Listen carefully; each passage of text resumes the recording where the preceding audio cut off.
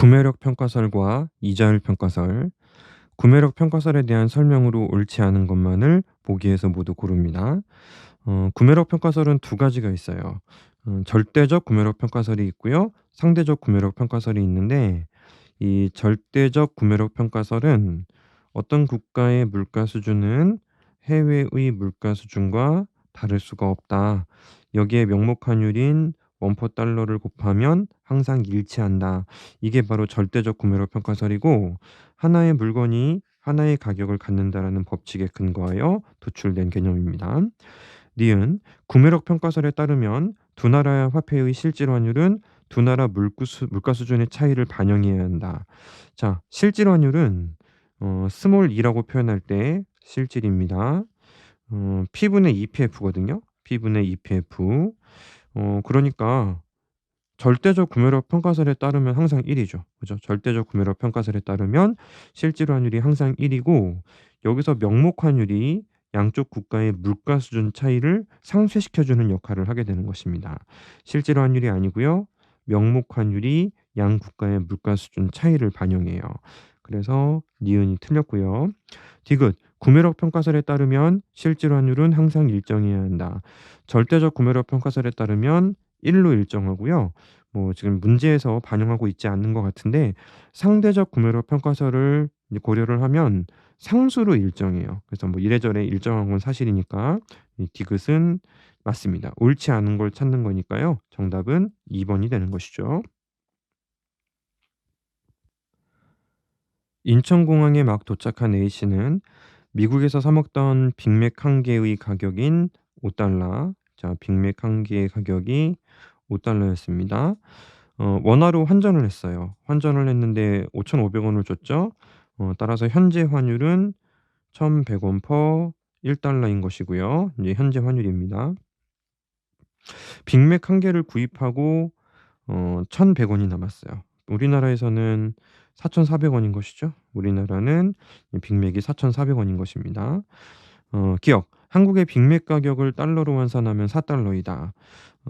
여기 보시는 것처럼 우리 1,100 원을 지급하면 1 달러를 주잖아요. 근데 빅맥 가격이 4,400 원이기 때문에 이걸로 바로 환전을 하게 되면 4 달러를 받습니다. 따라서 1 번은 맞는 선지가 되고, 니은 구매력 평가설에 따르면 원화의 대미 달러 환율은 1,100 원이다라고 합니다. 자, 절대적 구매력 평가설을 전제를 암묵적으로 한다면 구매력 평가설은요. P는 EPF이다. 따라서 어떤 경제의 E는 PF분의 P이다. 자, 이게 바로 구매력 평가설, 절대적 구매력 평가설입니다. 그러면 4,400원 분의 5 달러. 따라서 1,100 원은 절대 아닙니다. 8 5 40 880 원인 것 같은데, 880원 퍼 1 달러가 절대적 구매력 평가설에 따른 환율이 되어야 합니다. 그래서 틀렸죠. 1,100 원이 아니고 880 원입니다. 5840, 5840. 디귿 빅맥 가격을 기준으로 한 대미 실질 환율은 880 원이다. 왜요? 빅맥 가격이 기준이면 구매력 평가설인데 실질 환율은 항상 1이 돼야 됩니다. 특히 실질 환율은 몇 원이다라고 적을 수가 없어요. 원하고 다 소거해서 제품 개수를 따지는 것이기 때문입니다. 니은도 틀렸고요. 그다음에 리을 빅맥 가격을 기준으로 볼 때 현재의 명목 환율은 원화의 구매력을 과소평가하고 있다. 현재 명목 환율은 이게 880 원만 내면 되는데 1,100 원이나 내야 돼요. 그래서 원화가 880 원이면 1 달러를 사야 되는 상황인데 더 많이 지급하고 있기 때문에 이 원화의 구매 능력을 너무 과소평가하고 있는 거 맞죠? 과소평가를 하고 있는 것입니다. 그래서 리을은 맞는 선지가 되어서 정답은 3번 이렇게 찾을 수가 있죠. 다음 표는 일정 시점에 5개 국가의 빅맥 가격과 실제 환율을 기록한 것이다. 당시 미국에서 빅맥은 3달러에 판매가 되고 있고요. 빅맥에 대해 구매력 평가설이 성립한다면 실제 환율이 오를 것으로 예상되는 국가를 모두 고르라고 합니다. 실제 환율이 빅맥 가격보다 저렴하면 환율이 오를 것이다. 이렇게 판단을 할 수가 있는데, 이 빅맥 가격은 $3가 기준이잖아요.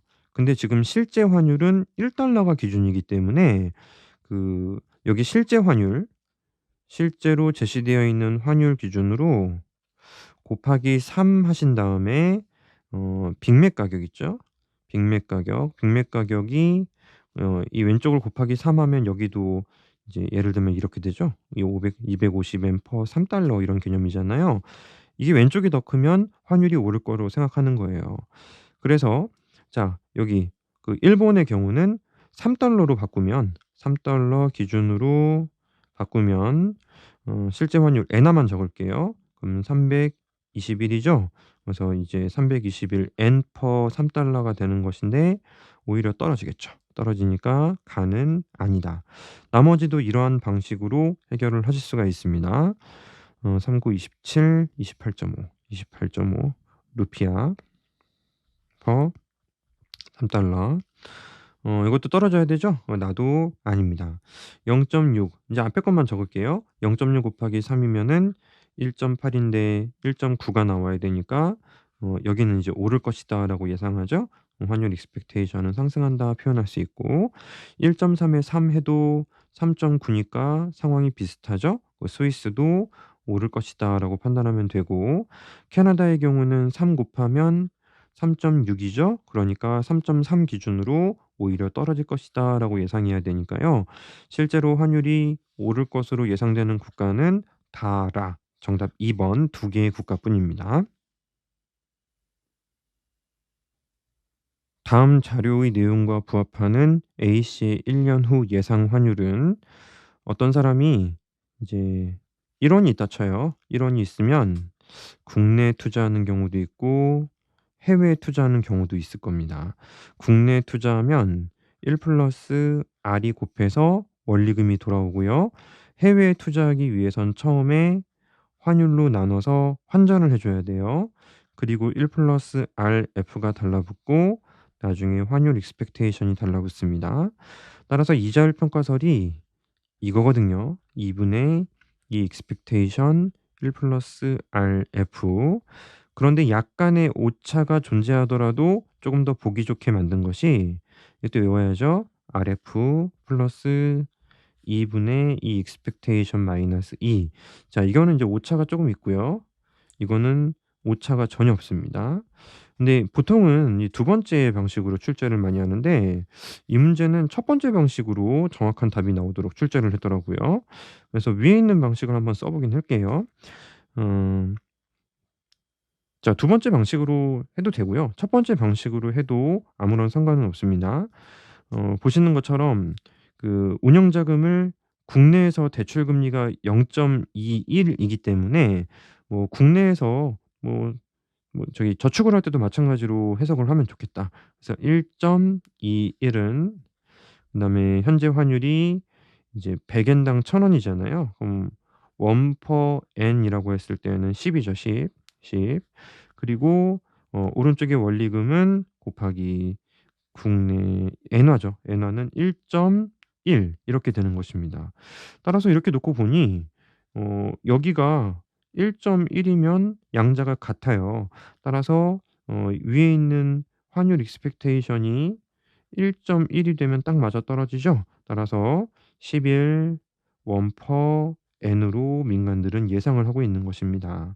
그래서 1,100원 per 100 n 정답은 2 번이 되는 것인데 우리가 사실 가장 기본적으로 많이 쓰는 건 사실 이거거든요. 0.1은 0.1 플러스 이쪽이 이제 0.11이 되면 되잖아요. 10 분의 10 마이너스 0.11이 되기 위해서는 이게 11.1이 돼야 돼요. 11.1. 그런데 뭐 사실 이렇게까지 디테일하게 하면은 또 숫자가 약간 틀린데 오차가 존재하는 경우에 대충 비슷한 숫자를 적어 주시면 돼요. 다른 답들은 거리가 상당히 멀죠. 그래서 정확히 하자면 이 방식을 써야 되겠지만 이 방식을 써서 적당히 비슷한 곳을 오차가 있는 거니까 적당히 비슷한 답을 여러분들이 건져 주시면 그것도 뭐 충분합니다. 하지만 좀 더 인제 촘촘하게 보기들이 나열되어 있다라면 인제 이 정석적인 방법을 쓰는 것도 여러분들이 좀 기억을 해 주세요. 투자자들이 위험에 대하여 중립적인 경우 현재 환율이 1 달러당 1,000원이고 1년 만기 채권의 이자율이 미국에선 1%, 우리나라에선 2%일 때 국가 간 자금이 이동하지 않을 조건, 이자율 평가설입니다. 이자율 평가설인데요.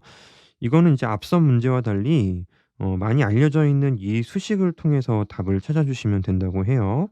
RF 플러스 2분의 E expectation 마이너스 2. 왼쪽이 더 크면 국내로 유입이 늘고 오른쪽이 더 크면 해외로 유출이 더 많은 거죠.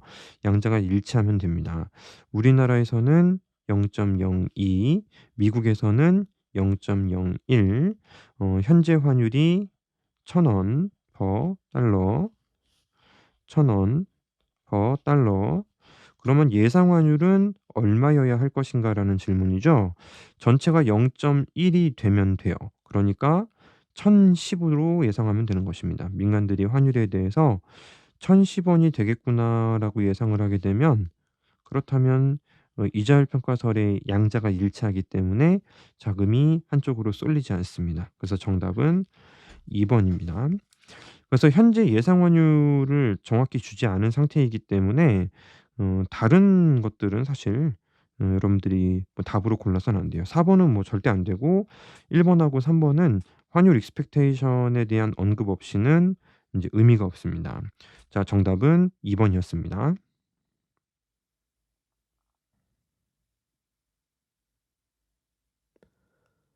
환율 결정 이론에 대한 다음 설명 중 옳지 않은 것은 1. 절대적 구매력 평가설이 성립한다면 실질 환율은 1 이다. 우리가 절대적 구매력 평가설이라고 한다면 P는 EPF를 말하는 것이므로 실질 환율은 P분의 EPF 따라서 항상 1이 된다. 맞는 선지고요. 2 번 경제 통합의 정도가 커질수록 구매력 평가설의 설명력은 높아진다. 경제 통합의 정도가 크다라는 의미는 양쪽 국가의 유사성이 상당히 크다는 거예요. 그래서 뭐 빅맥 가격으로 따진다면 다를 이유가 별로 없는 거죠. 유사성이 상당히 크다면 구매력 평가설은 설명력이 높아지는 게 맞습니다.